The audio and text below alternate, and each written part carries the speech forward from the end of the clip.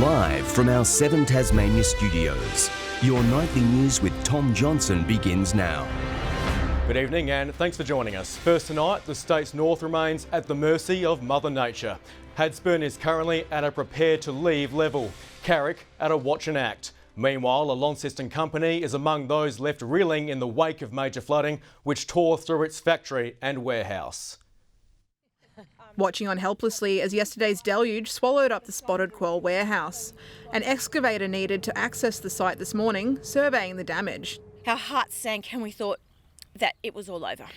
Tamika Bannister's team did all they could to protect their product, but a shipping container holding vital patterns and fabric they thought would stay high and dry shifted in the torrent, putting the whole business at risk. At that moment, we all believed that if our patterns of 2 or 3 years and all our fabric had gone into the drink, that we would not be able to recover. That would be the end of our business. A new store in Launceston is meant to open next month, but all the store fittings are now waterlogged. They've been able to move the container to slightly higher ground, and it appears that it's not in the water, which means we have got a fighting chance. In Newstead, this church was unable to be saved when the heavens opened. The detention basin next door doing its job, but overwhelmed by the deluge and unable to drain until the river goes down. Got up and I was a bit worried about the floods, and I thought, well, and we had no power, and it was just a really concern to me. With fear, the danger isn't yet over. So we're not out of the woods yet at all. Our waters are in fact still rising in a number of catchments and river systems. Authorities warning Tasmanians not to drive through road closure signs. It's important not to assume that the infrastructure that was there is still there. Deloraine locals defying the weather after the river swallowed up swathes of the town. Stepping up and stepping in to drag debris belonging to businesses upriver out of the water. While, we're able to, we're trying to get it out for them, and it's just too much for them to do on their own. Drove past, saw everyone having a go at trying to clean up the mess, and it's just part of the community of Deloraine. Everyone loves to get in, help each other. Annie Green, 7 Tasmania News. Major flooding risks seem to be easing for the northwest, but in the north it's not over. The Tamar River yet to peak. Talia Jordan has more. A dire outlook. Hadsburn is at the end of the catchment, and it's the next point of concern for us. People in the Hadsburn area need to remain extremely vigilant and maintain advice via the Tas Alert. Longford, Cressy, Trevallyn and the areas of the Tamar also urged to be vigilant. The rainfall values have been record-breaking, and we are seeing or anticipating record levels within those areas of the state. Those flows rapidly headed into the Tamar River, which emergency services say still hasn't peaked. Those accumulated rainfalls from the higher areas of the northeast are still making their way into those catchments. Due to the complexity of the catchments, we will see peaks and ebbs during the next 24 hours. The situation dynamic, high tides making predictability hard. We're looking at the effect of those tides over the next 3 high tides. So one early this morning, one this evening, and then another one tomorrow, and we'll reassess. But they say the levee should protect the area and the floodgates not required at this point. In the northwest, peaks reached. We're now seeing the ramifications of that event and the consequences associated with it. That water now dispersing. The inundation levels in the Latrobe area are not quite as significant as 2016. However, in the Deloraine area, the levels have exceeded that of 2016. Those areas now transitioning back to their new normal, warned of the dangers. That can include electrical hazards associated with gas, and obviously issues associated with water inundation within the home. The northwest areas are still being monitored, but the SES say the predicted 20 to 30 millimetres of showers won't have a major impact. The uncharted waters out of everyone's control. Talia Jordan, 7 Tasmania News. Closer to home, fire has torn through a building at the site of the old Claremont Primary School. Crews were made aware of the deliberately lit blaze shortly after 9 o'clock last night. It's not the first time the location has been subject to an arson attack. Police are now calling for anyone who may have information, including CCTV footage, to come forward. Both sides of the UTAS Hobart CBD Move debate have launched new campaigns with a number of prominent individuals taking sides. The business community placing an open letter in the Mercury today asking residents to vote yes in the elector poll being conducted by the City of Hobart. Meanwhile, former Governor William Cox has joined more than 20 other notable Tasmanians to express concerns about the plan. The group calling for Premier Jeremy Rockliff to direct university management to halt work until the Upper House inquiry into the idea has finished. The Flame of Hope has made its way to Tasmania ahead of the Special Olympics opening ceremony. Police officers from across the nation joined athletes to take over the streets of Hobart for the significant torch run event. Loud and proud with a message for the masses to embrace inclusion. It's really amazing because in Tasmania, 28.6% of the population has an intellectual disability. Known as the Guardians of the Flame, law enforcers walked united with Special Olympic competitors. For the 40-plus police officers here today, it brings a great deal of joy and pride for us to be involved in this, to see the joy it brings to athletes and support them as they embark on what is going to be such a fantastic week.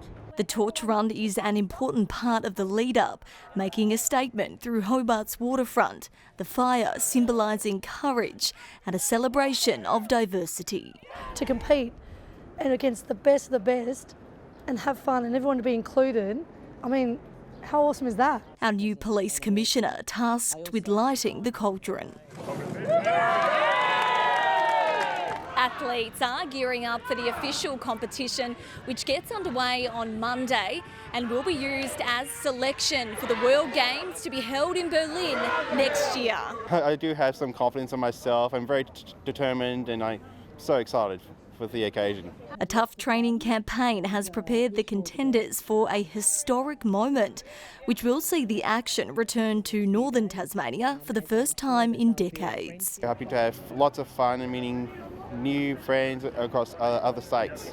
Grace Evans, 7 Tasmania News. The controversial Hobart Stadium proposal has been slammed by a former Liberal Premier. Robin Gray, who led Tasmania between 1982 and 1989, has called the $750 million plan for Macquarie Point a dud of a deal for northern Tasmania. Labor seizing on the comments, calling for the government to listen to the public. I think it's a reasonable thing for people to ask, why haven't we been consulted about this really important project? Why haven't we been consulted about what our priorities are? Where human life is in peril, Tasmanians expect their political leaders to work together. I'm not prepared to engage with the Labor Party on ordinary political issues today. Labor also wants the concept's business case to be released. Visability Tasmania is working to create more inclusive communities for those living with low or no vision. Today on White Cane Day, launching the Say Hello campaign, featuring an animation educating the public on how to interact with those impacted. If you see me, please say hello and behave just as you would around anyone else. You don't need to stop if you see me. Your footsteps help me locate and orientate myself. The full campaign available on their YouTube page. Returning now to our flood coverage, new vision has emerged of a landslide which knocked out power to 10,000 properties yesterday. Powatena Road is completely blocked after flash flooding. Power has since been restored to much of the region. Revheads have descended on Hobart's MyState Bank Arena for a celebration of all boats, bikes and cars. Organisers of the Big Boys Toys Expo say the event is more than an excuse to burn rubber, also a chance for families to reconnect with life away from technology. The sounds of the street coming to life.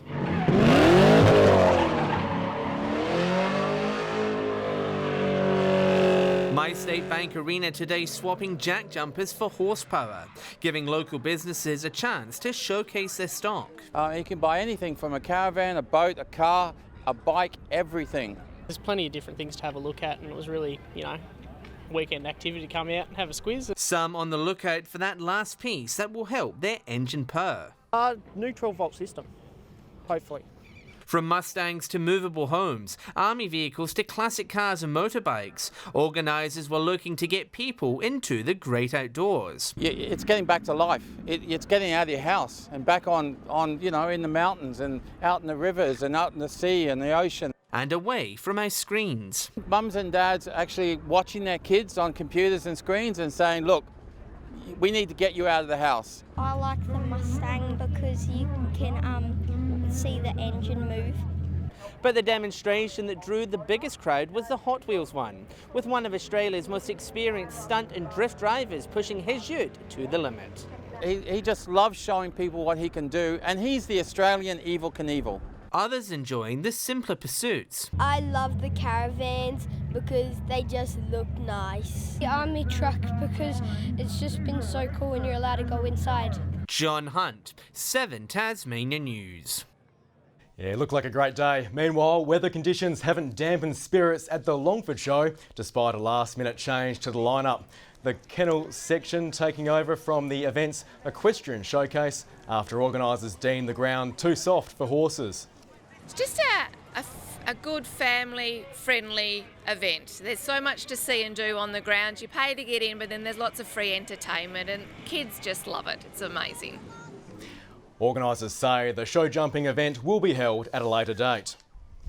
Tasmanian basketballer Lockie Barker will miss Melbourne United's next 2 NBL matches, including against the Jack Jumpers tomorrow, after suffering a concussion in their 84-81 win over Perth last night.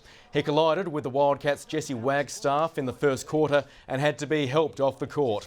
Melbourne's head coach says the incident left Barker shaken up. Obviously there was a concussion, he's sensitive to light, and so, yeah, not great. Wagstaff's actions will go under the spotlight with the NBL's game review panel investigating the clash. Good evening. Hobart and Burnie both reached 17 today and 16 in Launceston and Devonport. Friendly Beaches was the state's top at 19, St Helens 18, 16 on Flinders Island, 15 in Bushy Park and Grove and 9 at Lyowini. A frontal cloud band is extending over into the southeast of the state today with colder air to the west and the south. Further out, cloud can be seen over the northern and southern parts of the country with a cloud band extending over Tasmania. Tomorrow we see a cold front lying to the southwest of Tasmania with a trough stretching from WA to New South Wales. Southwest to northwesterly winds of 5 to 15 knots, increasing to 30 knots during the morning and up to 30 knots in the south during the afternoon. There's a strong wind warning for the southeast coast and southwest coast. And there's a major flood warning for the Macquarie and Meander rivers, a moderate warning for the South Esk River, minor for the North Esk, and a final flood warning has been issued for the North and Mersey rivers as well as the River Derwent. Partly cloudy and 15 in Hobart and Richmond tomorrow, early frost and a possible shower in Ooze. Across the north, 16 in Launceston and partly cloudy and 15 in Devonport and Deloraine. Burnie 14, showers in Strawn and partly cloudy in Curry. A possible shower in St Helens, Swansea 14 and mostly sunny at Whitemark.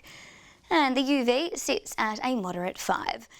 Showers about the west and south on Monday with light showers elsewhere in the afternoon and morning frost and fog patches are likely about the northeast. Tuesday, fine apart from the chance of isolated morning showers in the north with inland morning frost and fog patches. And fine on Wednesday with northeast to northwesterly winds. Partly cloudy in Perth tomorrow, Adelaide 20, a shower or 2 in Melbourne, showers increasing in Sydney and Canberra and 24 in Brisbane. And right now in Hobart, it's partly cloudy at 11, mostly sunny in Launceston 15, also mostly sunny in Devonport 13, and Tom, we've certainly seen some wild weather this week. Yeah, we certainly have, Vic, and we have one final update before we leave you this Saturday night. Northern Tasmania's flood situation is unfolding. Those in Hadspen and Carrick are in particular urged to remain very vigilant. Updated information is available through the Tas Alert website. That is all from the news desk here tonight. Thank you so much as always for joining us. Stay safe and good night.